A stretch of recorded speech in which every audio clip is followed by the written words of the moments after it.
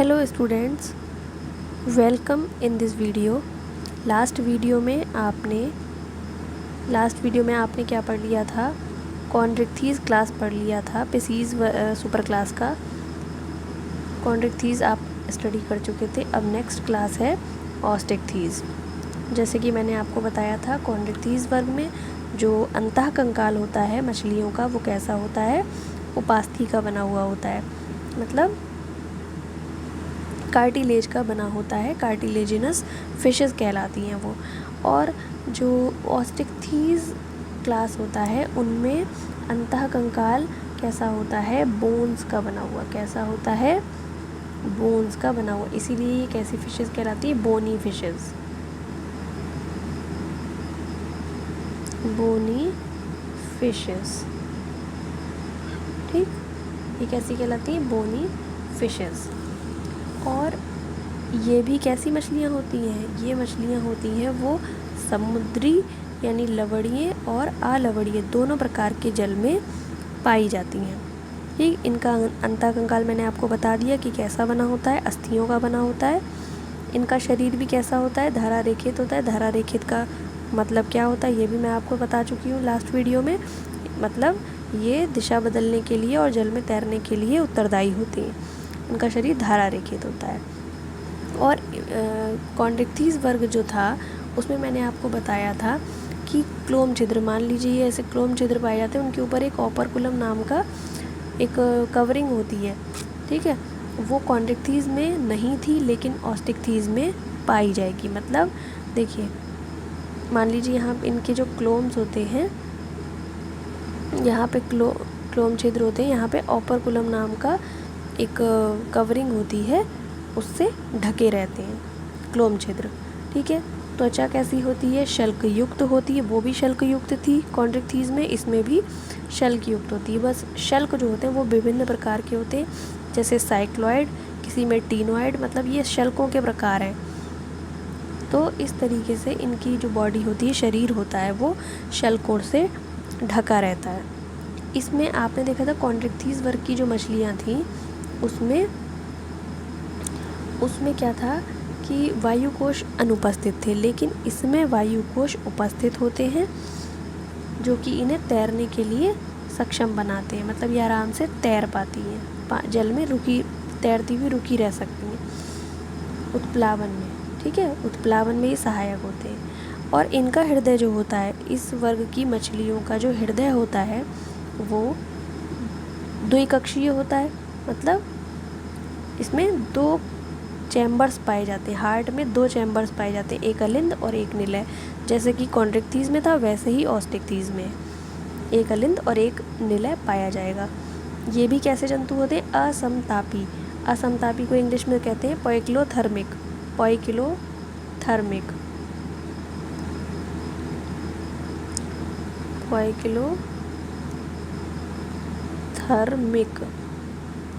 इसका मतलब होता है जंतु कैसे हैं? असमतापी, जो अपनी बॉडी के टेम्परेचर को मेंटेन नहीं कर सकते, वो असमतापी जंतु कहलाते हैं। इनमें भी जो नर और मादा होते हैं वो अलग अलग होते हैं। इट मीन्स ये भी कैसे होते हैं? यूनिसेक्सुअल होते हैं। These animals also unisexual. Next character इसका क्या है? ये उसमें कॉन्ड्रिक्थीज वर्ग की जो मछलियाँ थी वो जरायुज थी, यानी बच्चे देने वाले जंतु। लेकिन इसमें कैसे हैं? अंडज हैं, मतलब अंडे देने वाली जो होते हैं जंतु, अंडे देने वाले होते हैं, ठीक है। निषेचन वाह्य होता है, वाह्य निषेचन होता है, मतलब जल में अंडे देते हैं, फिर उनका फर्टिलाइजेशन होता है। तो मतलब फर्टिलाइजेशन के बाद ये जो अंडे देती है, तो निषेचन कैसा हो गया? वाह्य हो गया। और इनका जो डेवलपमेंट होता है वो कैसा होता है? प्रत्यक्ष होता है, ठीक है। प्रत्यक्ष और अप्रत्यक्ष क्या है वो मैंने टर्मिनोलॉजी आपको पहले ही समझा दी।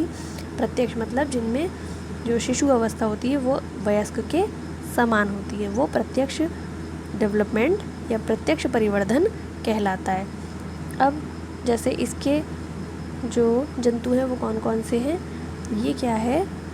उड़न मछली, एक्सोसिस्टस, इसे बोलते हैं एक्सोसिटस, ठीक, उड़न मछली। दूसरा क्या है? ये रोहू है, रोहू मछली, ठीक है। जिसे लेबियो बोलते हैं। रोहू मछली ये कैसी है? Fighting fish. आपको देख के ही लग रहा है कि कैसी होती है? Fighting fish. एक्वेरियम बेटा इसे बोलते हैं। और ये है हिप्पोकैम्पस। हिप्पोकैम्पस जिसे बोलते हैं समुद्री घोड़ा या सी हॉर्स। देख सुना होगा आपने कि ये सी हॉर्स, हिप्पोकैम्पस इसका नेम होता है। तो ये थे कॉन्ड्रिक्थीज, जो कॉन्ड्रिक्थीज क्लास है, सॉरी ऑस्टिक्थीज क्लास है, उसकी जंतु। अब टेट्रापोडा, अब आगे जो आएंगे वो क्लास जो आपने पढ़ा था, कौन सा पढ़ा था? Super class Tetrapoda. ठीक है, टेट्रापोडा यानी 4 पैर जिसमें उपस्थित होंगे। Tetra means 4। तो चतुष्पाद वाले जो जंतु होते हैं वो इस वर्ग में आते हैं। तो उनमें से टेट्रापोडा जो सुपर क्लास है उसमें पहला वर्ग जो है वो कौन सा है? एम्फीबिया। कौन सा है? एम्फीबिया। देखिए एम्फीबिया जो वर्ग है, एम्फीबिया वर्ड जो है वो 2 शब्दों से मिलकर बना है ग्रीक भाषा के। एम्फी मीन्स होता है बोथ या 2। ठीक है, और बायोज मीन्स होता है लाइफ या जीवन। ठीक है, बायोज मीन्स क्या होता है? लाइफ या जीवन। तो ये दोनों कैसे हैं? ग्रीक भाषा के शब्द हैं जिनसे मिलकर क्या बना है? Amphibia word. जिन्हें हिंदी में हम कहते हैं उभयचर। उभय का मतलब जो दोनों जगह पे, यानी जल में और स्थल पर दोनों जगह पर पाए जाते हैं, उन्हें क्या कहते हैं? उभयचर।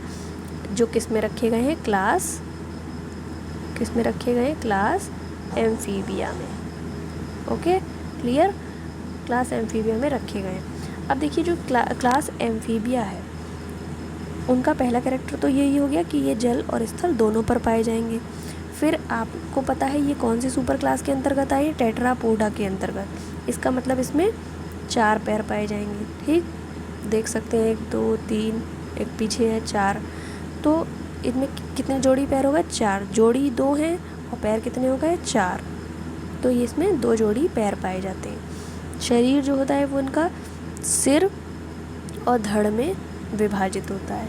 ठीक है, सिर और धड़ में विभाजित होता है। और कुछ में पूंछ भी पाई जाती है, इसमें नहीं, कुछ में पूंछ भी पाई जाती है। ठीक है, तो उभयचर जो होते हैं उनकी त्वचा कैसी होती है? बहुत ही नम होती है, मतलब बहुत ही सॉफ्ट स्किन होती है इनकी। और नेत्र जो होते हैं वो पलकों वाले होते हैं, मतलब पलक पाई जाएंगी उनके नेत्रों के ऊपर। इनमें जो होते हैं एक्सटर्नल ईयर, जैसे हम लोगों में एक्सटर्नल ईयर पाए जाते हैं जो हमें दिखते हैं, जो हमारे कान जिसे हम बोलते हैं, वो क्या है? एक्चुअली एक्सटर्नल ईयर है, मतलब बाह्य कर्ण है। लेकिन इनमें ऐसे बाह्य कर्ण नहीं पाए जाते। ठीक है, इसके बाद इनकी जो आहार नाल होती है, मतलब इसके अंदर जो आहार नाल होगी, अंदर आंतरिक अंग जो होंगे इसके आहार नाल, मूत्राशय और जनन वाला भाग जो है, जनन पथ, रिप्रोडक्टिव ट्रैक्ट जो है वो एक में खुल के एक भाग में खुलता है जिसे बोलते हैं क्लोएका।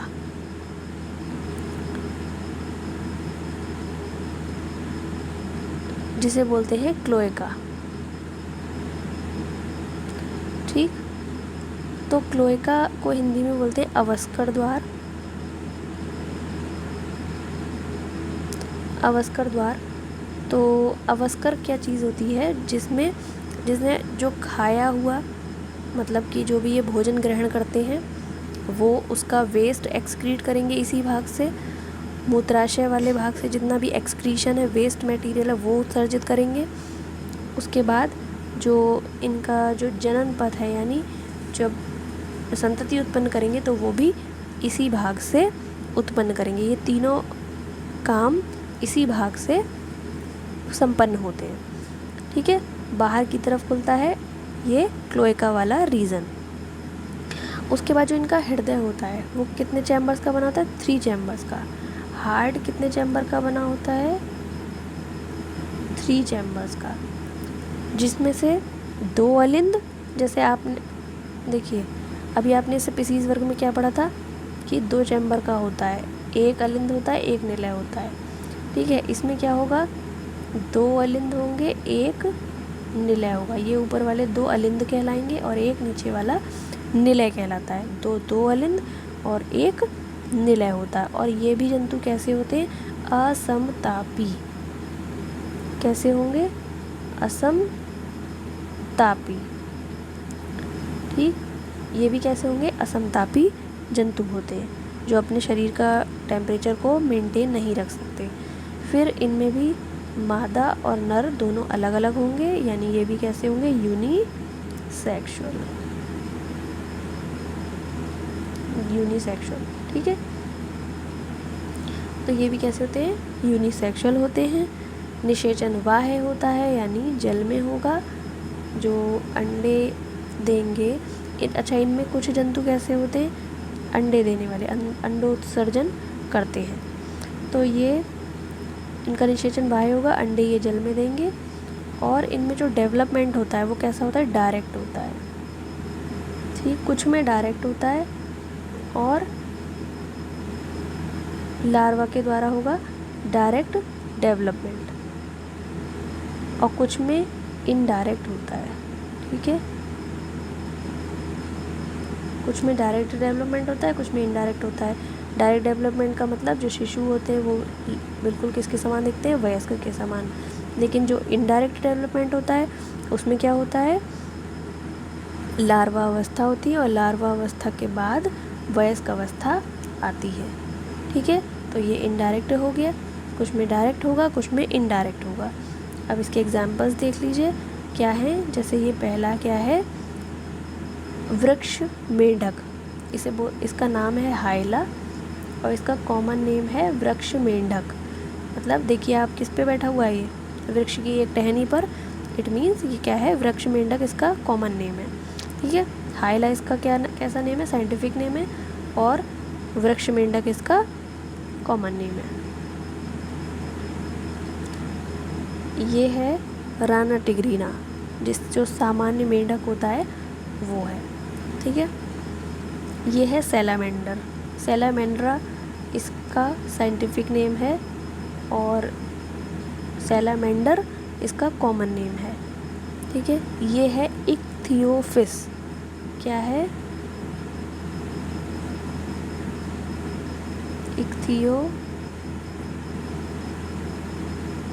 इक्थियोफिस। ठीक, PHES, इक्थियोफिस। तो इसे क्या बोलते हैं, इसका कॉमन नेम है पाद